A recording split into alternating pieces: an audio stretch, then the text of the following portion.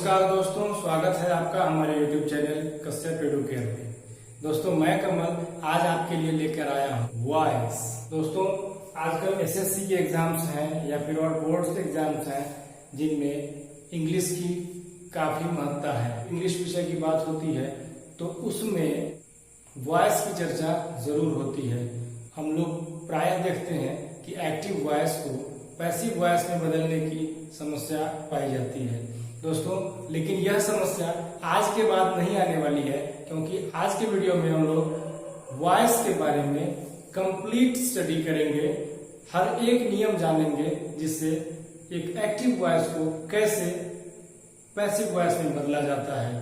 तो दोस्तों वीडियो के अंत तक बने रहिए और देखते रहिए। दोस्तों वॉइस चेंज करने से पहले हमें यह जानना जरूरी है कि वॉइस होता क्या है। दोस्तों वॉइस वास्तव में वर्ब का वह रूप है जिससे यह पता चलता है कि सब्जेक्ट खुद कुछ कर रहा है या सब्जेक्ट पर ही कुछ हो रहा है।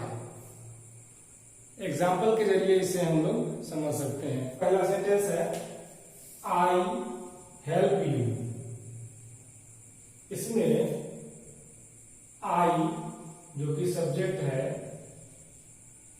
या इसे हम लोग डूअर ऑफ द एक्शन भी कह सकते हैं।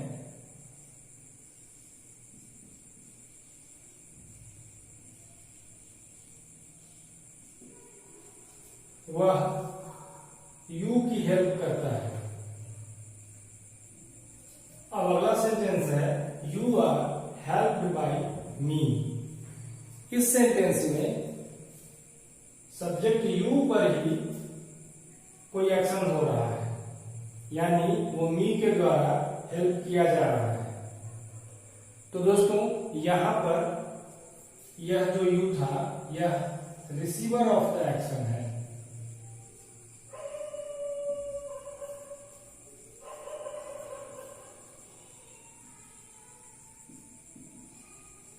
फ्रेंड्स पहले सेंटेंस में आई कुछ कर रहा है, यानी आई हेल्प करने का काम करता है, लेकिन दूसरे सेंटेंस में यू को ही मदद हो रही है। तो यहां पर यू जो रिसीवर ऑफ एक्शन था, इस सेंटेंस में you he receiver of action है, लेकिन यहां पर डूअर ऑफ द एक्शन बाद में हो गया है।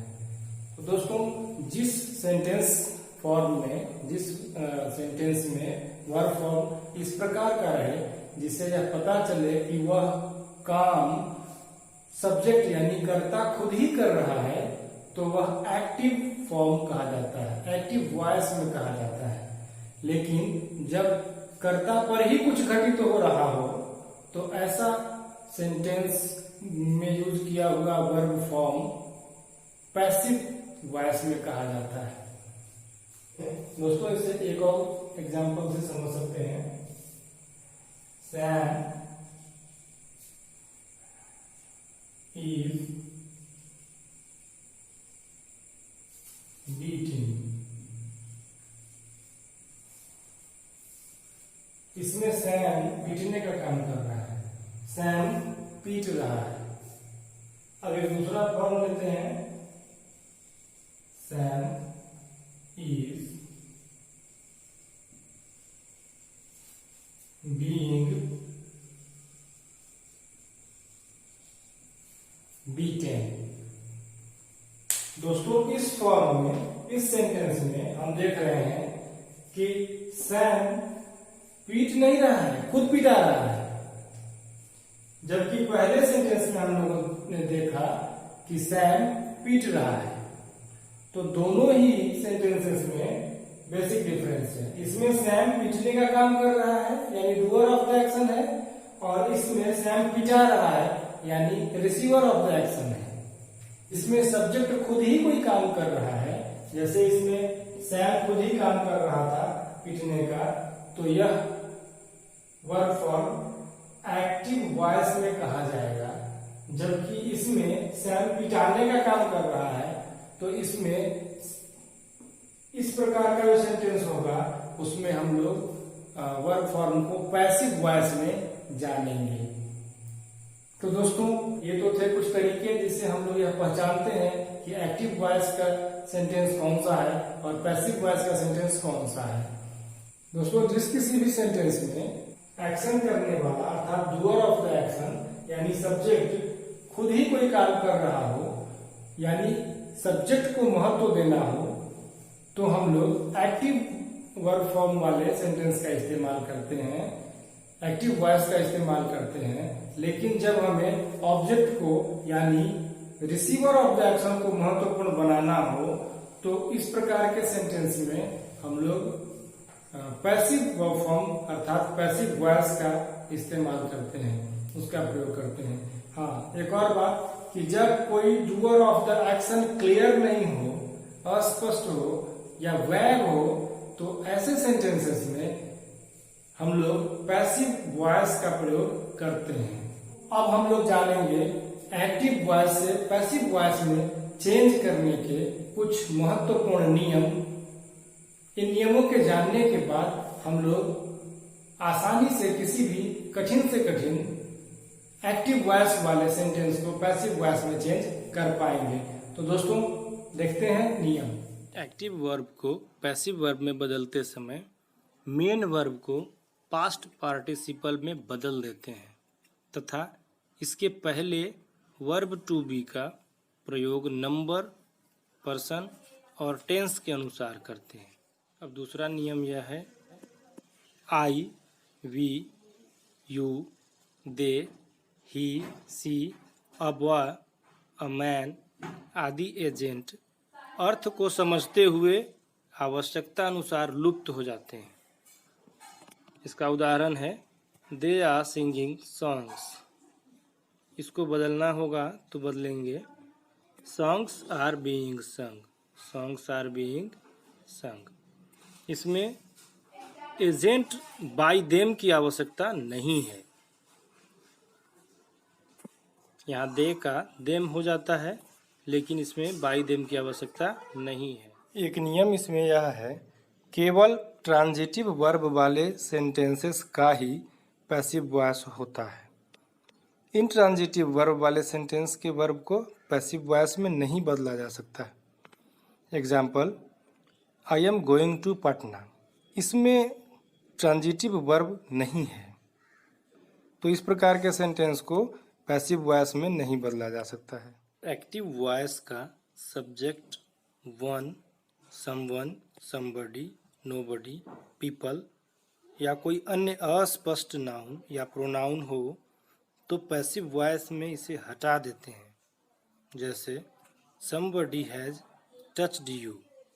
इसको बदलना होगा तो पैसिव में बदलेंगे you have been touched, you have been touched. इसमें समबडी को नहीं लगाया गया है क्योंकि यहाँ पर इसकी आवश्यकता नहीं है। दोस्तों अब हम देखते हैं विभिन्न प्रकार के टेंसेस का किस प्रकार से पैसिव वर्ब फॉर्म में हम लोग चेंजिंग करते हैं। पहला है प्रेजेंट इंडेफिनिट टेंस अर्थात सिंपल प्रेजेंट टेंस। इसका पैसिव फॉर्म हम लोग बनाते हैं, उसमें एम, इज, आर और वर्ब का थर्ड फॉर्म का इस्तेमाल करते हैं। Am, is, are plus verb का थर्ड फॉर्म। एग्जाम्पल है इसका, I respect him, active form में है। इसको जब पैसिव में बदलते हैं तो आई सब्जेक्ट है हमारा, आई यह हो जाएगा मी ऑब्जेक्ट के रूप में और ऊपर जो ऑब्जेक्ट है हिम उसके बदले सब्जेक्ट आ जाएगा ही। तो सब्जेक्ट को ऑब्जेक्ट बनाते हैं और ऑब्जेक्ट को सब्जेक्ट बनाते हैं पैसिव में बदलने के लिए।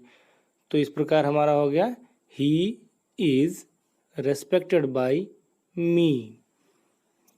जब यहाँ पर पैसिव फॉर्म में हम हिम का ही यूज कर रहे हैं तो ही के जगह पर इज का प्रयोग किया जाएगा, ही इज। और वर्ब का थर्ड फॉर्म रेस्पेक्टेड और एजेंट हो गया बाय मी। तो यह फॉर्म हो गया he is respected bye me. अब एक दूसरा एक्टिव सेंटेंस का एग्जांपल है सी लव्स यू। इसमें सी सब्जेक्ट है और यू ऑब्जेक्ट है।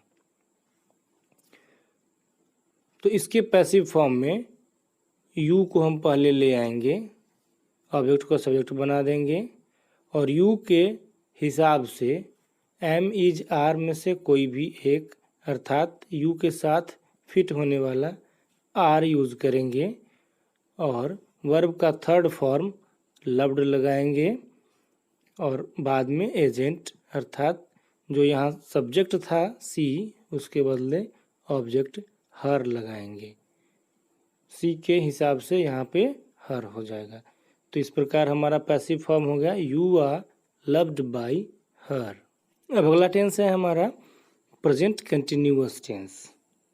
प्रेजेंट कंटिन्यूअस टेंस का पैसिव फॉर्म होता है am is are plus being plus verb का तीसरा रूप V3। इसका एग्जाम्पल है he is helping his father. इसमें he doer of the action है, his father receiver of the action है, अर्थात ही एक्टिव सेंटेंस में सब्जेक्ट है और हिज फादर ऑब्जेक्ट है। इसका पैसिव फॉर्म जब बदलेंगे तो हिज फादर सब्जेक्ट बन जाएगा, फादर के हिसाब से इज लगाएंगे, बीइंग भी लगाना है तो इज बीइंग, वर्ब का तीसरा फॉर्म हेल्प का हेल्प्ड होता है उसको लगाएंगे और बाद में agent by him, he subject का हिम ऑब्जेक्ट हो जाएगा। तो यहाँ पे हम लोग लगा देंगे हेल्प्ड बाय हिम। तो इसका पैसिव फॉर्म हो गया his father is being helped by him. अब अगला टेंस है हमारा दोस्तों present perfect tense. Present perfect tense का पैसिव फॉर्म होता है हैव हैज में से कोई एक प्लस बीन प्लस वर्ब का थर्ड फॉर्म। इसका एग्जाम्पल है राम हैज बीटेन रावण। राम यहाँ पर सब्जेक्ट है और रावण ऑब्जेक्ट है। राम ने किसको मारा तो रावण को मारा। मार खाने का काम रावण के द्वारा किया गया अर्थात रिसीवर ऑफ द एक्शन यहाँ रावण है और doer of the action Ram है। अब इसका जब पैसिव फॉर्म बदलेंगे तो रावण जो ऑब्जेक्ट था इस सेंटेंस में वो हो जाएगा यहाँ पर सब्जेक्ट। उसके बाद रावण के हिसाब से हमें यहाँ हैव या हैज में से कोई एक लगाना है तो Ravan third person singular number है, इसके लिए यहाँ पर हैज लगाएंगे। तो रावण हैज, उसके बाद बीन लगाना है बीन और वर्ब का थर्ड फॉर्म लगाना है तो बीटेन और उसके बाद एजेंट लगाना है बाय राम। किसने मारा तो राम ने मारा, इसलिए इसका पैसिव फॉर्म हो जाएगा Ravan has been beaten by Ram. अब अगला टेंस है दोस्तों present perfect continuous tense. Present perfect continuous tense का पैसिव फॉर्म होता है हैव या हैज में से कोई एक plus been plus being plus verb का थर्ड फॉर्म प्लस एजेंट यदि आवश्यक हो। तो अब इसका एक एग्जाम्पल ले लेते हैं he has been doing the work for months. इस एग्जाम्पल में ही सब्जेक्ट है और द वर्क ऑब्जेक्ट है। तो इसका जब पैसिव हम लोग बदलेंगे तो द वर्क आ जाएगा सब्जेक्ट के रूप में, द वर्क, और वर्क के हिसाब से यहाँ पर हैव और हैज में से कोई एक लगाएंगे तो यह थर्ड पर्सन सिंगुलर नंबर है तो इसमें हैज का यूज होगा। The work has been being done for months by him. तो दोस्तों यहाँ सब्जेक्ट था ही, उसका ऑब्जेक्ट हो गया इसमें हिम और वर्क तो वर्क जैसा ही रह गया तो इसका पैसिव फॉर्म हो गया the work has been being done for months by him. दोस्तों अब हम लोग पास्ट टेंस की ओर चलें तो पहला टेंस आता है पास्ट इंडेफिनिट टेंस या सिंपल पास्ट टेंस। इसके पैसिव फॉर्म में वाज या वर जो भी ज़रूरत हो प्लस वर्ब का थर्ड फॉर्म लगता है। इसका उदाहरण है ही बीट हर। इसमें ही सब्जेक्ट है, हर ऑब्जेक्ट है। पैसिव में इसको चेंज करेंगे तो ऑब्जेक्ट हर का हो जाएगा सब्जेक्ट सी और सब्जेक्ट ही का हो जाएगा ऑब्जेक्ट हिम। तो इसके पैसिव फॉर्म को बनाएंगे कैसे? She was beaten by him. She third person singular number है, इसलिए इसके साथ वॉज लगेगा और वर्ब का थर्ड फॉर्म बीटेन है। तो इस प्रकार से यह सेंटेंस हो जाएगा she was beaten by him. अब अगला टेंस है पास्ट कंटिन्यूअस टेंस। इस पास्ट कंटिन्यूअस टेंस का पैसिव फॉर्म होता है वाज या वर्ब में से कोई एक प्लस बीइंग प्लस वर्ब का थर्ड फॉर्म। इसका एग्जाम्पल है ही वाज वैक्सिंग यू। इसमें ही सब्जेक्ट है और यू ऑब्जेक्ट है। इसके पैसिव फॉर्म में यू का यू ही रह जाएगा, ऑब्जेक्ट यू का सब्जेक्ट भी यू ही होता है और सब्जेक्ट ही का ऑब्जेक्ट हिम होता है। तो पैसिव फॉर्म में यू सब्जेक्ट हो जाएगा और बाय हिम एजेंट या फिर ऑब्जेक्ट हो जाएगा। और वाज या वर्ब में से कुछ लगाना है तो यू के हिसाब से वर्ब लगाएंगे और एक बीइंग भी लगाना है। वर्ब का थर्ड फॉर्म वेक्स्ड का वेक्स्ड होगा, वो भी लगाना है। तो इस प्रकार हमारा पैसिव फॉर्म हो जाएगा you were being vexed by him. अब नेक्स्ट टेंस है past perfect tense. Past perfect tense का पैसिव फॉर्म है हैड बीन प्लस वर्ब का थर्ड फॉर्म। इसका एग्जाम्पल है दोस्तों Sita had completed the work. इसके पैसिव फॉर्म में द वर्क जो ऑब्जेक्ट है उसको सब्जेक्ट बना दिए द वर्क।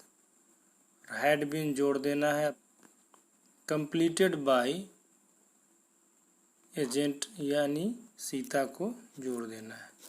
एक्टिव वॉइस में सीता डूअर थी तो यहाँ पर उसको एजेंट के रूप में जोड़ देना है। तो इसका पैसिव फॉर्म हो जाएगा the work had been completed by Sita. अब अगला टेंस है पास्ट परफेक्ट कंटिन्यूअस टेंस। इसके पैसिव फॉर्म को देखेंगे तो इसमें होता है had been being plus verb का थर्ड फॉर्म। दोस्तों पास्ट परफेक्ट कंटिन्यूअस टेंस के पैसिव फॉर्म का यूज अनकॉमन है। यह नॉर्मली नहीं किया जाता है, लेकिन फिर भी यदि करना पड़े इसका पैसिव तो इस नियम से करेंगे। इसका एग्जाम्पल है the police had been following her for years. इसके पैसिव को बनाएंगे हर के बजाय यहाँ लिखेंगे सी। द पुलिस जो यहाँ पर डूअर है उसे हम इसमें लुप्त कर देंगे। पहले ही हम लोगों ने जाना था कि अनावश्यक जो लगे उसे हम लोग डिलीट कर देते हैं, लुप्त कर देते हैं। तो इस सेंटेंस में हम लोग लिखेंगे she had been being followed for years. दोस्तों अब अगला टेंस है सिंपल फ्यूचर टेंस। इसके पैसिव फॉर्म में शैल या विल में से कोई एक प्लस बी प्लस वर्ब का थर्ड फॉर्म होगा। Example I shall do it. यहाँ सब्जेक्ट आई है, शैल डू इट। इट जो है वो ऑब्जेक्ट है। पैसिव में it shall be done by me हो जाएगा। आई के लिए यहाँ पर ऑब्जेक्ट मी हो जाएगा और इट ऑब्जेक्ट के लिए यह सब्जेक्ट इट ही रह जाएगा। It shall be done by me. अब नेक्स्ट है future continuous tense. Future continuous tense का पैसिव फॉर्म है शैल विल में से कोई एक plus be plus being plus verb का थर्ड फॉर्म। दोस्तों, इस प्रकार के सेंटेंस स्ट्रक्चर का प्रयोग अनकॉमन है, सामान्यतया यह प्रयोग में नहीं लाया जाता है, लेकिन फिर भी यदि प्रयोग में आता है तो इस प्रकार से इसको पैसिव करना होगा।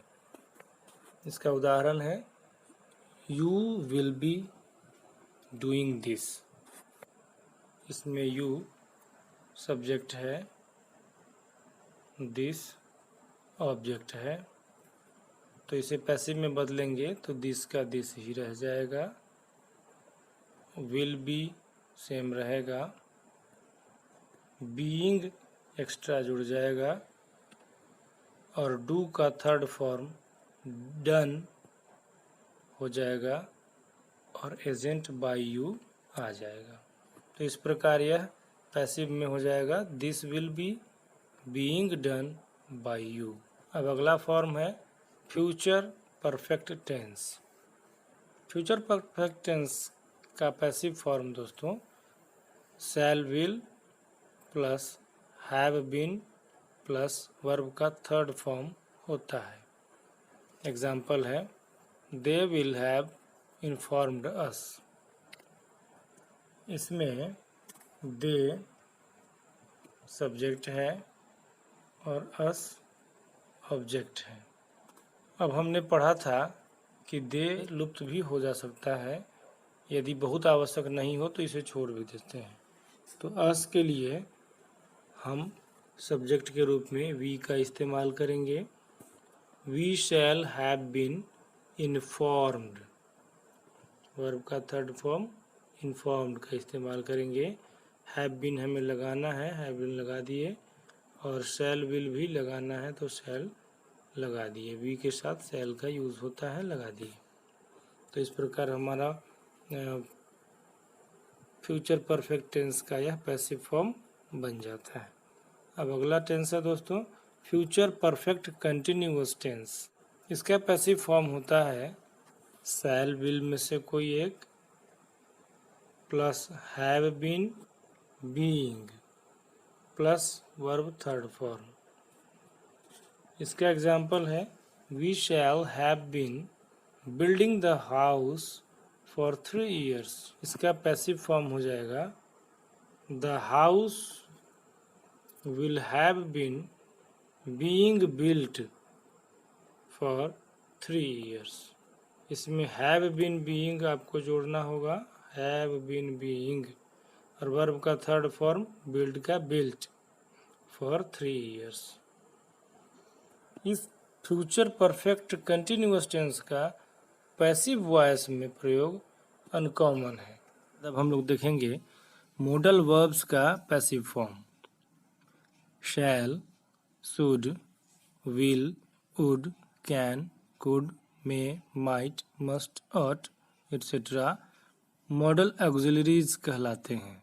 इनके बाद के एक्टिव वर्ब को पैसिव में इस प्रकार बदलते हैं modal auxiliary plus be plus verb का थर्ड फॉर्म। इसका उदाहरण है यू कैन डू इट। इसको पैसिव में बदलने पर इट जो कि ऑब्जेक्ट था उसे ले आएंगे सब्जेक्ट के स्थान पर it can be done by you. यहाँ पर यहाँ वाला बी फॉर्म में है, उस बी को यहाँ रखना है। मॉडल ऑक्सिलरी इसमें कैन लगा हुआ है और वर्ब का थर्ड फॉर्म डू का डन हो गया। तो इस प्रकार इसका पैसिव हो गया it can be done by you. अब एक और रूप आता है model auxiliary plus have plus verb का थर्ड फॉर्म। इस रूप में यदि कोई सेंटेंस है तो पैसिव फॉर्म इस प्रकार होगा modal auxiliary plus have been plus verb का थर्ड फॉर्म।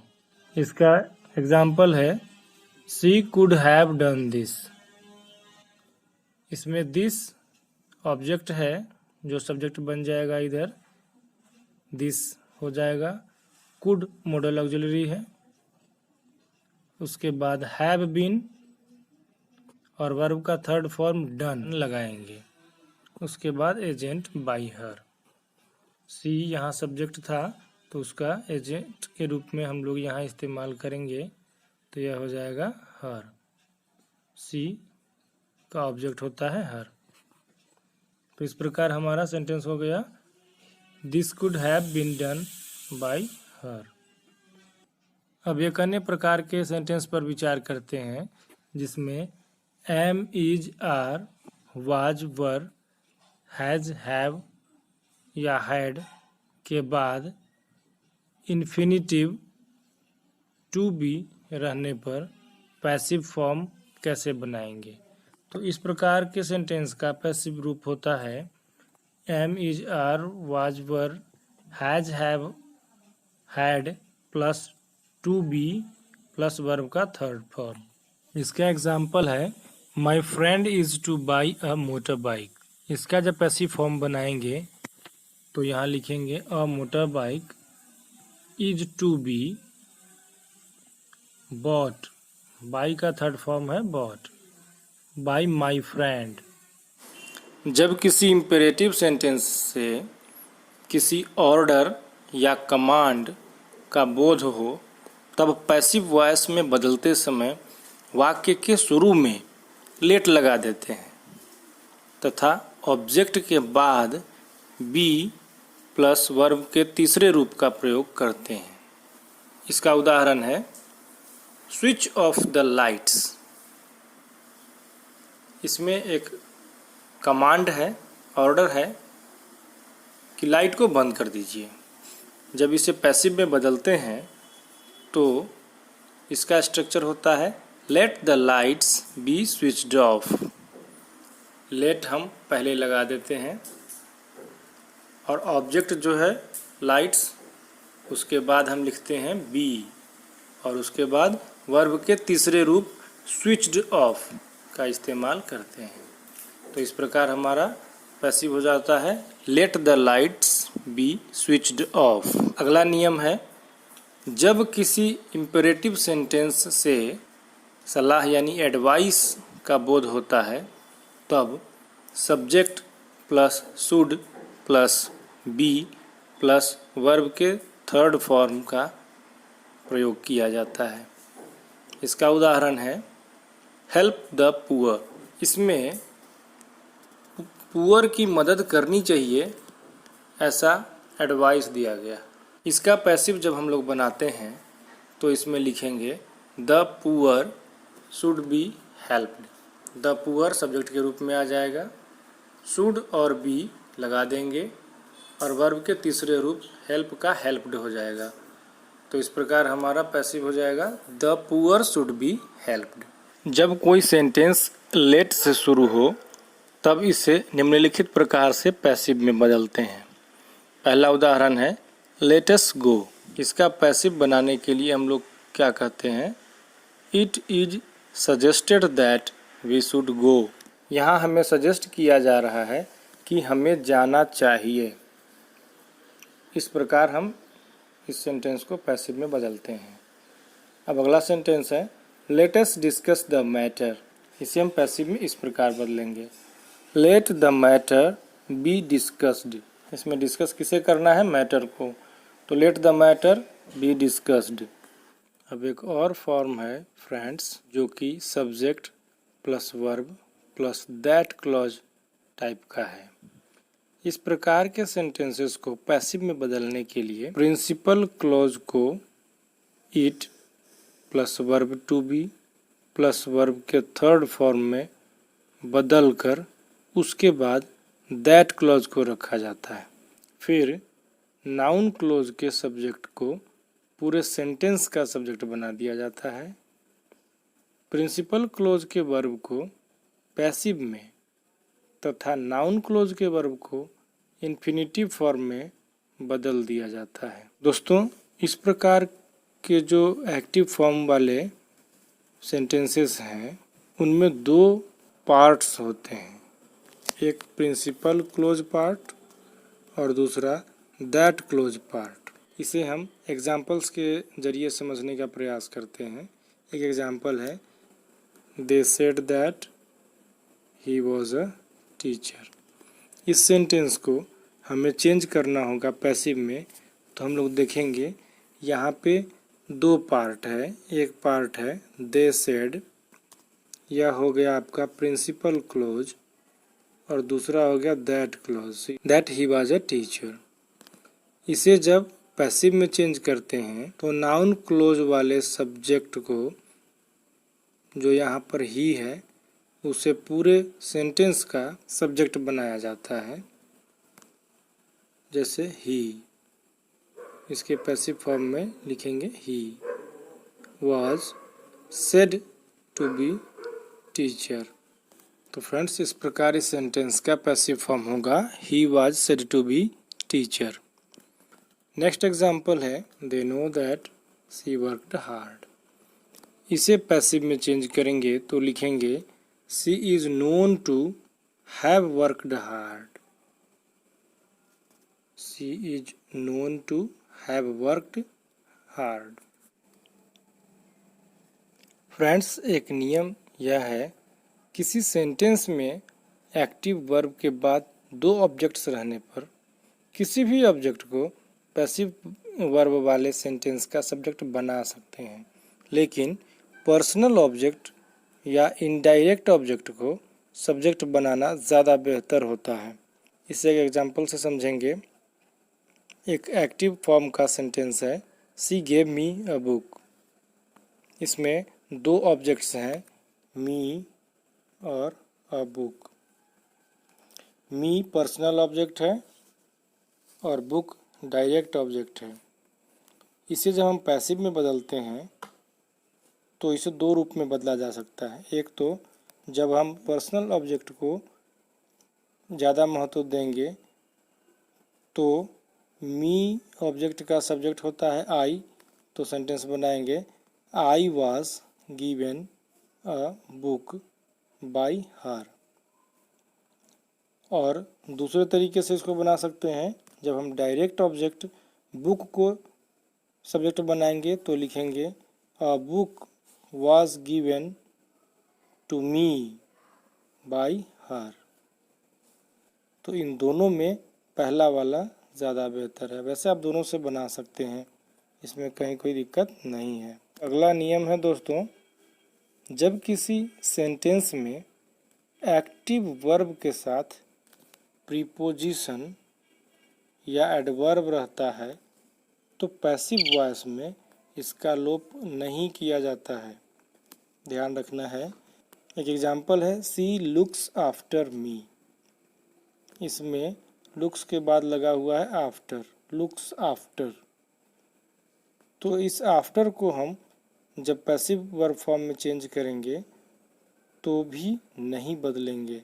तो इस प्रकार के सेंटेंस को बदलते हैं तो लिखते हैं I am looked after bye हर। इसमें लुक के बाद आफ्टर लगा रह गया, इसका लोप हम लोग नहीं करते हैं। अब एक और नियम है फ्रेंड्स, कुछ पैसिव वर्ब में एजेंट के पहले बाई के बदले अन्य कोई उपयुक्त प्रीपोजिशंस का प्रयोग किया जाता है, जो कि उस वर्ब पर निर्भर करता है।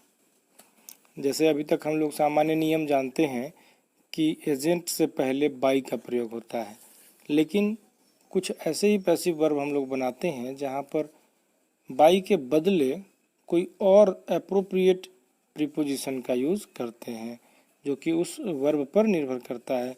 एग्जाम्पल हम लोग समझते हैं। पहला एग्जाम्पल है ही प्लीज्ड मी। इस सेंटेंस को पैसिव में बदलते हैं तो यह होता है I was pleased with him.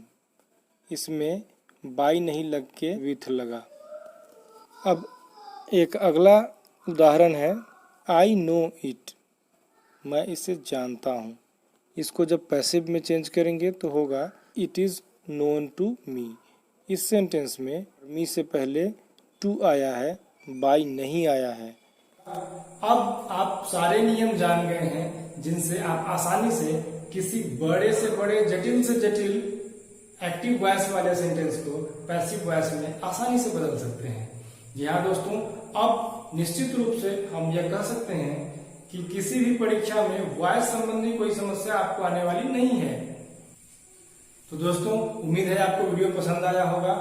जी हाँ दोस्तों, यदि आपको वीडियो पसंद आया हो तो एक लाइक जरूर कीजिएगा। साथ ही साथ यदि आप इस चैनल पे नए हैं तो चैनल को सब्सक्राइब जरूर करें। साथ ही साथ बेल बटन दबाना ना भूलें ताकि आने वाले वीडियोस की नोटिफिकेशंस आपको समय मिलते रहें। तो मिलते हैं अगले वीडियो में किसी अन्य महत्वपूर्ण टॉपिक के साथ। तब तक के लिए नमस्कार।